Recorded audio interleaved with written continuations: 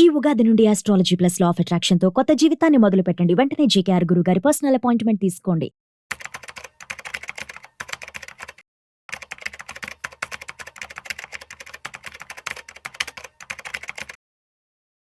Hello hi నమస్తే, welcome to Suman TV. ప్రస్తుతం మనతో పాటు amphi certified and mutual funds distributor అయిన చంద్రశేఖర్ గారు ఉన్నారు. వీరితో మ్యూచువల్ ఫండ్స్ గురించి మనకున్న రిలేటెడ్ డౌట్స్ని క్లియర్ చేసుకుందాం. హలో అండి, నమస్తే అండి. నమస్తే అండి కీర్తి గారు. సో ఎక్కువగా వింటూ ఉంటాను, మనకి మ్యూచువల్ ఫండ్స్లో ఒక రూల్ చెప్తూ ఉంటారంటే 15-15-30 అని. ఈ రూల్ని కొంచెం మీరు ఎక్స్ప్లెయిన్ చేయగలుగుతారా, ఏంటనేది అసలు? కీర్తి గారు, జనరల్గా మనం ఈ మ్యూచువల్ ఫండ్స్లో రూల్స్ మాట్లాడుకునేటప్పుడు ప్రతి ఒక్క రూల్ ఎందుకు ఉంటుందంటే జనరల్గా ఒక వెల్త్ క్రియేట్ చేయడానికి ఒక రూల్, ఒక స్ట్రాటజీ. ఓకే, దాన్ని సింపుల్గా మనం రూల్ ఆఫ్, యాక్చువల్గా మనం ఇంకో రూల్ ఉంది, actual rule of 15-15-15 right. So ఇది కూడా ఒక రూలే మ్యూచువల్ ఫండ్స్లో వెల్త్ క్రియేట్ చేసుకోవడానికి రూల్.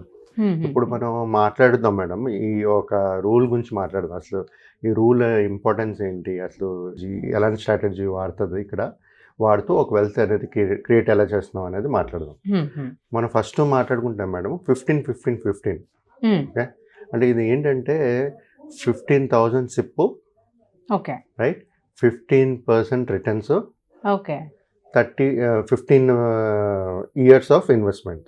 సో ఇప్పుడు మనం మాట్లాడుకుంటుంది 15-15-30 అంటే 15,000 SIP amount, okay, 15% returns, 30 years investment.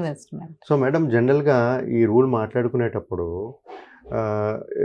ఇలాంటి రూల్స్ ఎందుకు మాట్లాడతామంటే మేడం, ఒక క్యాల్కులేటెడ్ మెథడ్లో మనకి ఇంత కార్పస్ క్రియేట్ చేయొచ్చు అని తెలుస్తుంటుంది. సో ఫర్ ఎగ్జాంపుల్ మేడం, మనం 15-15-15 మాట్లాడాం కదా ఇందాక.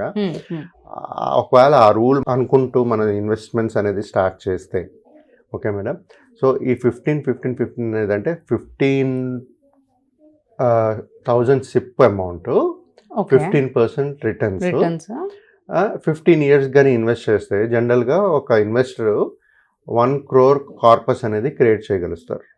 1 crore, 1 CR. అదే కాన్సెప్ట్ రూల్ ఇప్పుడు మనం మాట్లాడుకునేది 15-15-30. చూడండి, 15,000 ఎస్ఐపి వేస్తారు, ఇక్కడ 15% రిటర్న్స్ వస్తుంది, 30 ఇయర్స్ ఇన్వెస్ట్ చేస్తారు. ఇన్వెస్ట్ చేసేటప్పుడు కార్పస్ చూడండి, అక్కడ 1 crore, ఇక్కడ 10 crores అండి. 10 crores కార్పస్ క్రియేట్ చేస్తారు. ఓన్లీ డబుల్ ఇయర్ డిఫరెన్స్ లో మనకి 9 crores డిఫరెన్స్ వస్తుంది. అయితే 15 ఇయర్స్ ఎక్కువ సమయం ఉండేటప్పుడు ఆయన క్రియేట్ చేయగలిగే కార్పస్ 10 కోట్లు. సింపుల్ ప్లానింగ్ చూడండి. అంటే నేను ఇక్కడ మన ఈ ఫామ్లో ఏం చెప్తుందంటే మేడం, ఎప్పుడైతే మన దగ్గర ఎక్కువ సమయం ఉంటుందో ఇలాంటి మంచి కార్పస్ అనేది మనం క్రియేట్ చేయగలుగుతాం. ఇక్కడ మనం చూసుకోండి, ఎస్ఐపి అమౌంట్ మార్చలేదు, రిటర్న్స్ మార్చలేదు, కానీ 15% రిటర్న్స్ వస్తాయా అనేది మ్యూచువల్ ఫండ్స్లో క్వశ్చన్ మార్క్. జనరల్గా ఏంటంటే ఆన్ యావరేజ్ చూసుకుంటే మనం ఎప్పుడైనా ఒక రిటర్న్స్ క్యాల్కులేట్ చేసేటప్పుడు రియలిస్టిక్గా ఉండాలి. ఆ రియలిస్టిక్గా ఉండాలి అనుకునేటప్పుడు ఏంటంటే మన ఇన్ఫ్లేషన్ కన్సిడర్ చేస్తూ ప్లస్ రియల్ జీడిపి కన్సిడర్ చేసుకుంటూ నామినల్ జీడిపి అనేది ఒక ఫిగర్ వస్తుంది. లైక్ ఫర్ ఎగ్జాంపుల్ ఒక 6% ఇన్ఫ్లేషన్, 6.4% రియల్ జీడిపి గ్రోత్, అంటే నామినల్ జీడిపి గ్రోత్ ఇది అరౌండ్ 12.4%. అంటే ఆన్ యావరేజ్ తీసుకున్నా సరే ఒక 10-15% రియలిస్టిక్ రిటర్న్స్ అనేది ప్లాన్ చేసుకుంటూ ఒక కార్పస్ అనేది ప్లాన్ చేసుకోవచ్చు. ఇది సింపుల్ రూల్ పరంగా. మనం ఇప్పుడు చూడండి, ఈ రూల్స్ చాలా ఫ్లెక్సిబుల్గా ఉంటుంటుంది మనకి. ఇప్పుడు చూడండి, మన 15-15-15 ఫస్ట్ ఒక rule, right, 1 crore corpus, 15-15-30 10 crores corpus, అదే 15-15-40 ఇంకో కార్పస్, పెద్ద కార్పస్ క్రియేట్ అవుతుంది, రైట్. సో ఈ నంబర్ ఆఫ్ ఇయర్స్ ఎప్పుడైతే మారుతుంటుందో, సో మనం ఏంటంటే 15 తీసుకున్నాం, 30 తీసుకున్నాం, దాని మధ్యన 15 ఉంది, 25 ఉంది. సో ఎప్పుడైతే మనకు నంబర్ ఆఫ్ ఇయర్స్ ఎక్కువ ఉంటుందో కార్పస్ అనేది మంచిది క్రియేట్ అవుతుంటుంది. ఈవెన్ మన రిటర్న్స్ ఏదైతే 15% మన రూల్ పరంగా 15-15-30 ఉందో, సెకండ్ 15 ఈజ్ రిటర్న్స్ 15%. అది కూడా మనం ఒక రియలిస్టిక్ నెంబర్ పెట్టుకున్నా సరే, ఒక 12% లేకపోతే పెట్టుకున్నా సరే, as per nominal GDP growth మంచి రిటర్న్స్ అనేది జనరేట్ చేస్తుంటుంది, ప్రొవైడెడ్ మీకు ఆ సమయం అనేది ఉండాలి. ఇక్కడ మేడం ఎప్పుడైతే ఇలాంటి రూల్స్ ఫాలో చేస్తూ ఇన్వెస్ట్మెంట్స్ అనేది చేసేటప్పుడు కొన్ని కన్సిడర్ చేయవలసింది ఏంటంటే రిస్క్ ఫ్యాక్టర్స్. ఇలాంటి రిటర్న్స్ ఎప్పుడైనా ఒక 12-15% రిటర్న్స్ రావాలి అనుకునేటప్పుడు మనం ఈక్విటీ మ్యూచువల్ ఫండ్స్లో పెట్టుకోవాలి. ఈక్విటీ మ్యూచువల్ సో ఇలాగా రియలిస్టిక్గా పెట్టుకునేటప్పుడు మన ఈ రిస్క్ అన్ని కన్సిడర్ చేస్తూ ఈక్విటీ మ్యూచువల్ ఫండ్స్లో పెట్టుకునేటప్పుడు మనకి మంచి రిటర్న్స్ అనేది వస్తుంటుంది. డెప్ట్ ఫండ్స్లో మనకి ఫిక్స్డ్ డిపాజిట్ కంటే ఒక 1% ఎక్స్ట్రా వచ్చేటట్టుగా వస్తుంది. సో అక్కడ ఏంటంటే వెల్త్ అనేది క్రియేట్ చేయలేం.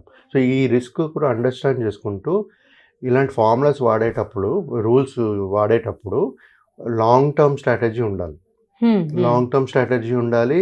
మన ఏదైతే ఇన్వెస్ట్మెంట్స్ 15,000 ఎస్ఐపి చేస్తున్నామో దాన్ని మనం ప్రాపర్గా డైవర్సిఫై చేసుకోవాలి. ప్రాపర్గా డైవర్సిఫై చేసుకుంటూ ఒక ప్రాపర్గా లాంగ్ టర్మ్ ఇన్వెస్ట్మెంట్స్ చేస్తూ వెళ్తే మంచి కార్పస్ అనేది క్రియేట్ అవుతుంది. కాకపోతే ఇక్కడ మెయిన్ ఇందాక అనుకున్నట్టుగా రిటర్న్స్ అనేది రియలిస్టిక్గా తీసుకోండి ఎప్పుడైనా సరే.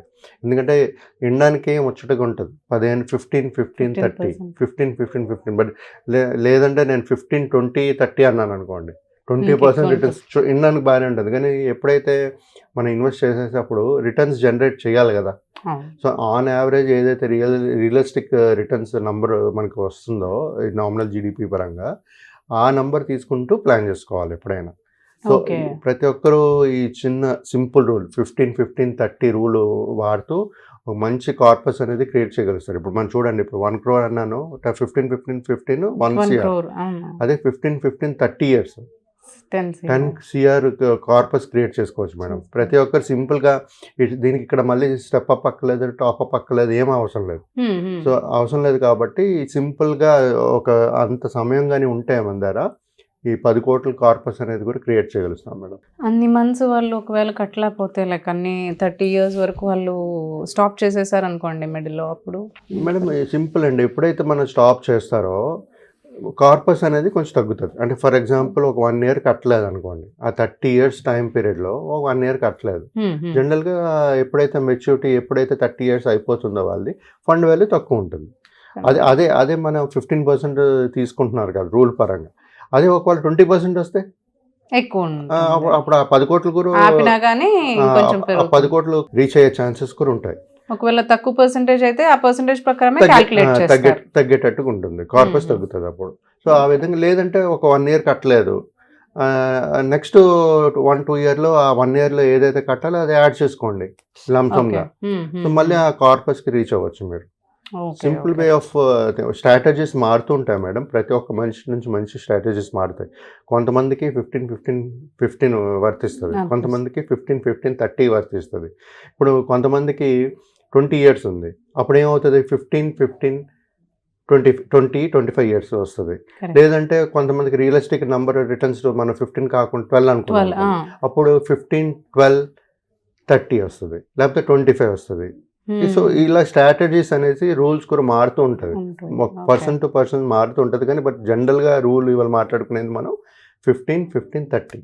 10 కోట్లు ఒకవేళ 30 years ఏజ్ ఉన్నారు అనుకోండి, ఆయన తీసుకోవాలంటే ఇప్పుడు 30 years అనుకోండి, ఆయనకి ఇంకా ఎన్ని 30 years రిటైర్మెంట్ ఉంది కాబట్టి మన రూల్ 15-15-30 వాళ్ళ కిడ్స్ మీద ఏమైనా తీసుకోవచ్చు. ఒకవేళ ఆయన 35 or 30 క్రాస్ అయ్యి ఉన్నారు అని తీసుకోవచ్చు మేడం. పిల్లలు ఏంటంటే జనరల్ గా 25 years కి స్టార్ట్ చేస్తారు వర్క్ చేయడం. వాళ్ళకి ఎన్ని ఇయర్స్ ఉన్నాయి, 35 years ఉన్నాయి కదా, అప్పుడు మనం 15-15-35 వేసుకోవచ్చు, లేకపోతే 15-12-35 వేసుకోవచ్చు. సో ఇలాంటి స్ట్రాటజీస్ ప్రతి మనిషికి మారుతుంటుంది. సో ఎప్పుడైతే ఆ సమయం ఎంత ఉందో వాళ్ళు బట్టి ఆ రిటర్న్స్ బట్టి స్ట్రాటజీస్ మారుతుంటాయి. ప్లస్ కట్టే స్తోమత కూడా ఉండాలి కదా. 15,000 కొంతమంది 10,000 కట్టగలుస్తారు, కొంతమంది 5,000 కట్టగలుస్తారు, కొంతమంది 50,000 కూడా కట్టగలుస్తారు.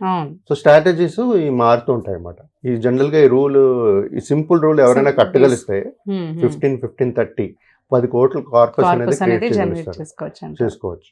థ్యాంక్ యూ అండి. Thank you.